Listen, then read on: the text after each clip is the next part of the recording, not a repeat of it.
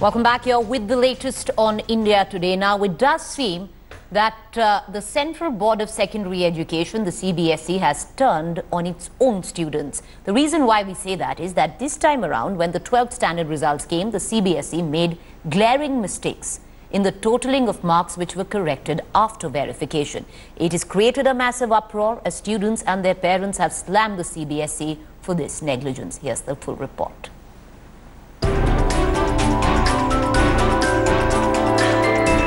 Nimisha Vincent can't believe her mark sheet. She has just scored 40 marks in her favorite subject, economics, when she was confident of scoring over 90. And guess what?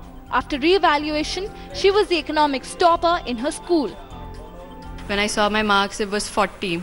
I had not thought that it will go to such lows. We gave it for evaluation and it took some time, but they came back and the 40 that I got, it turned to 98. It was such a huge gap. Feels very different because earlier I was kind of like failing. Now I'm the school topper in economics.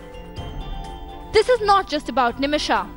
Rohit Gupta from Bihar is among many students who are knocking the doors of the CBSE for re-evaluation. Percentage approx 53 है। मैं deserve तो approx 80 के above 85-80 के above ही कर रहा था। Challenge करूंगा result को लेके। 12th के मार्क्स ही टोटली बिलोंग करते हैं कि आप कितने बेहतर कितने अच्छे जगह जा सकते हो। Young Samiksha Sharma was also seen standing outside the CBSE headquarters. She scored a 42 in maths, and when she got the paper re-verified, it came out to be 90. I was really very happy when I saw 98, 96, 94. But ultimately, what focused me on 42. I was really in a great state of shock. And then I applied for verification and got my new marks, 90.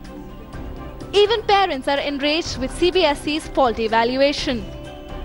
जो आदमी IIT और BIT का course करते हुए वो 12वीं का ये रिजल्ट का कंडीशन आएगा, ये हमें कभी मतलब जो है अंदाज़ा नहीं था।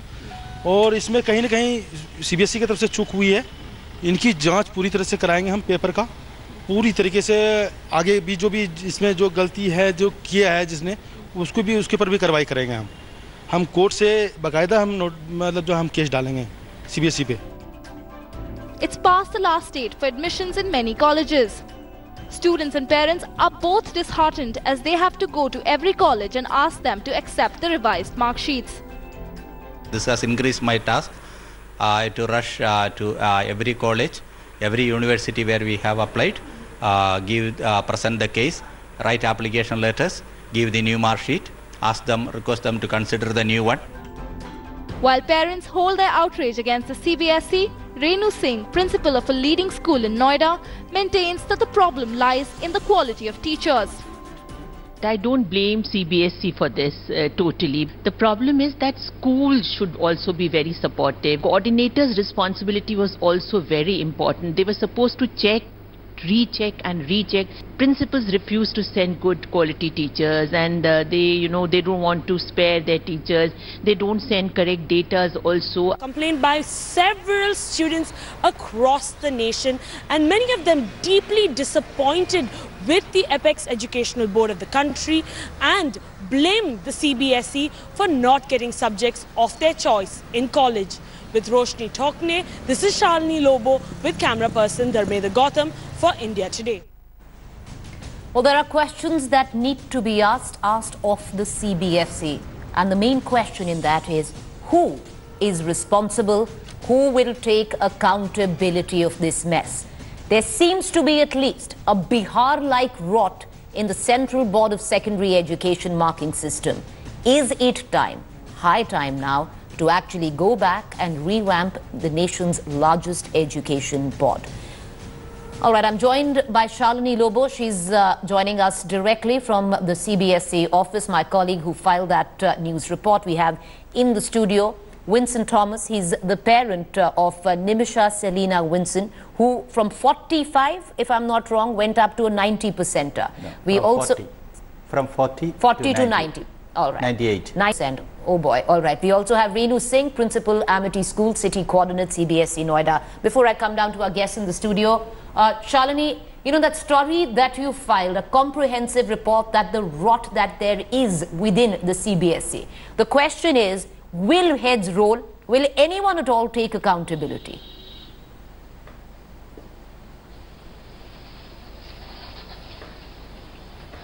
Well, as of now, I don't think anyone is ready to take accountability. The CBSE put out a statement on Monday where it said that this has been happening for years now.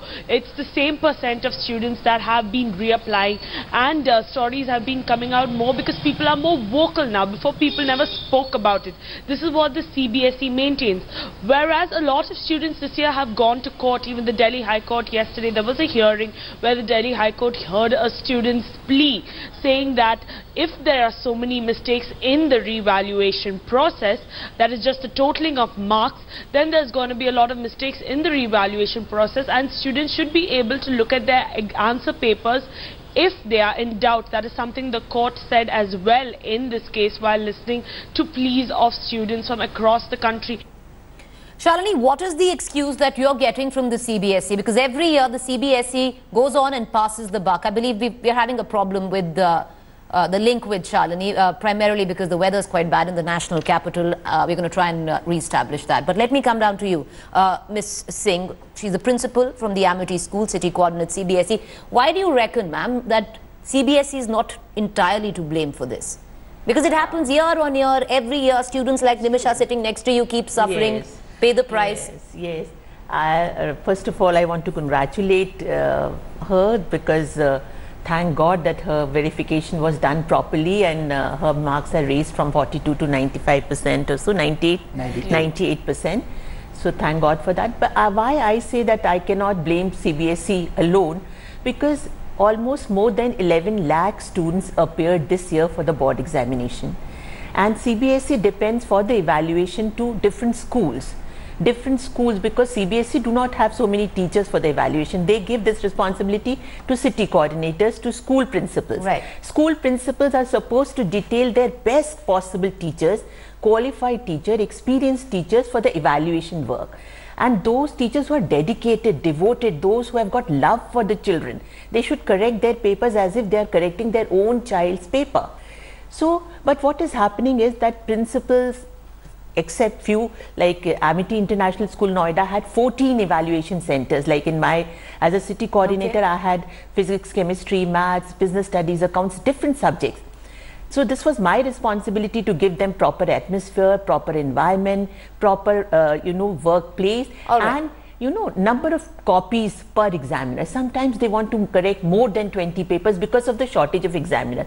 Principals are not ready to release. But who fixes the loophole? It's supposed to be the CBSE. It has to be your board which actually, plugs in these loopholes. We're going to come right back and maybe get in some, answers for you that what can exactly be done. How do you plug these loopholes that year after year you don't hear the same thing? Yeah, that's true. The fact is that the CBSE as a board is one of the most opaque boards that is across the country. Yes. It's very difficult to know exactly what's going on behind, and I think that's the struggle, I would reckon, Mr. Thomas, that you faced when you figured out that your child scored 45 in one subject, while every other subject, I'm sure she had done phenomenally well. She did phenomenally well in other subjects, but then economics was her favorite subject, and she was consistently scoring around 90%. Throughout the year, and we were really shocked when she got just 40 marks on the paper. So immediately we gave for revaluation. Even for that we had to wait for 3-4 days, because I think the result got announced on 24th, and they put out the notice on 31st only. So 5 days, all those days are very important, because the admission deadline was approaching fast. So we applied for rechecking on 31st, but got the result on 10th. It took 10 days. What I feel, mistakes could happen at any stage. Clerical errors could happen, especially on when examinations are done on such a massive scale.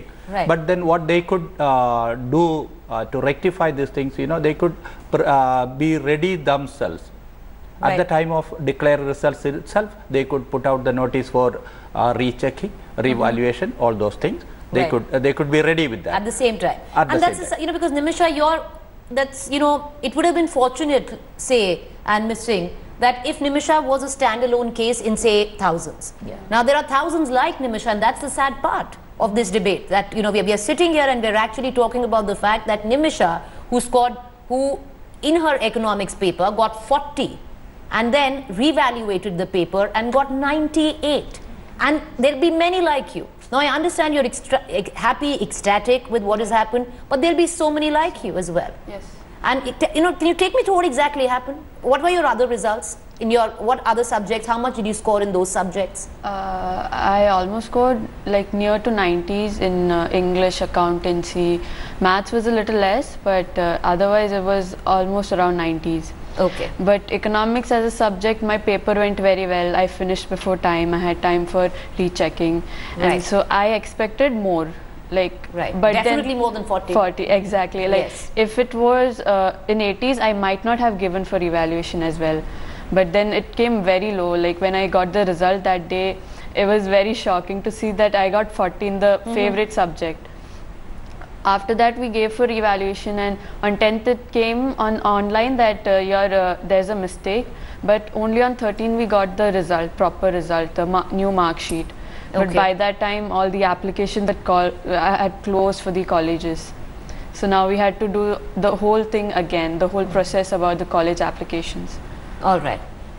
If we still have Shalini, I'd want to go across to her. All right, we do have Shalini. Shalini, what is the excuse that the CBSE is actually giving for such a massive error in evaluation?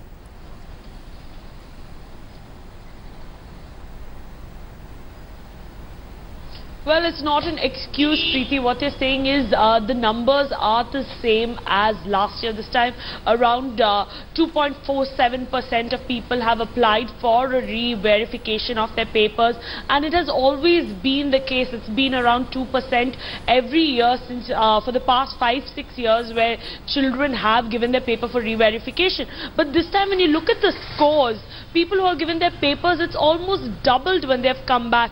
A few case studies that India Today and Aaj Tak found was a young lady named Samiksha Sharma who got 42 in maths and then gave her paper for re-verification and got 90 marks in maths.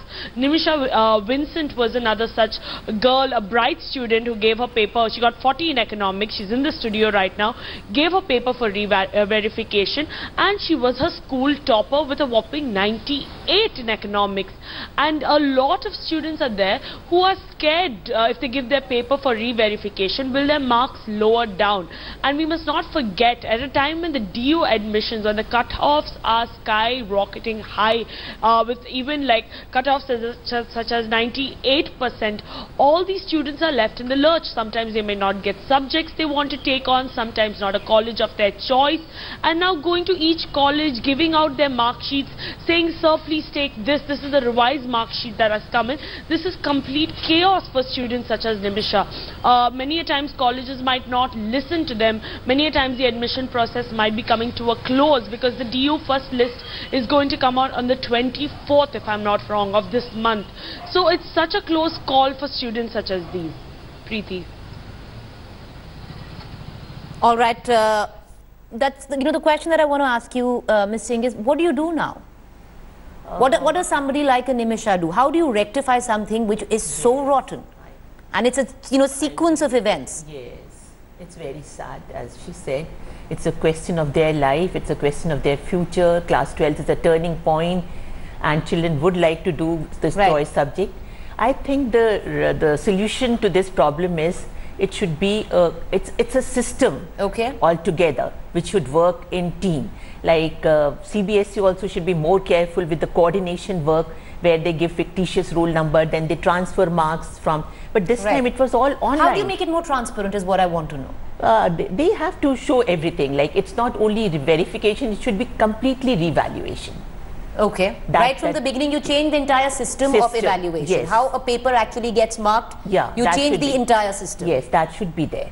Okay. And secondly, at each level, one should be passionate about the work. One should be very, very careful when they transfer the marks, because mostly problem was in totaling. It means that coordinator, the person who is responsible for totaling, should not do anything else except totaling.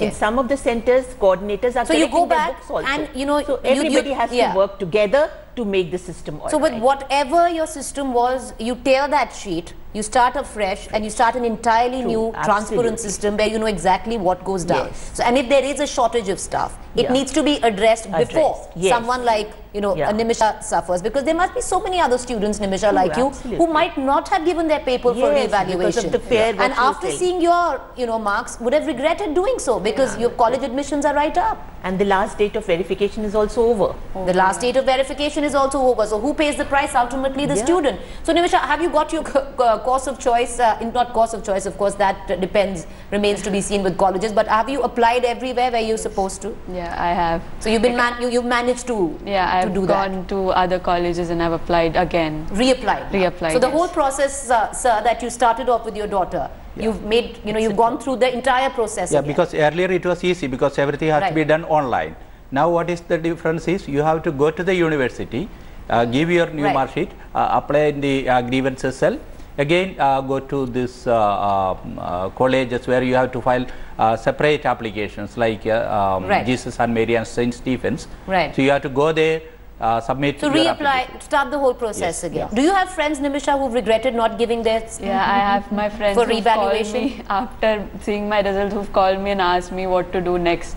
But then the dates had already gone.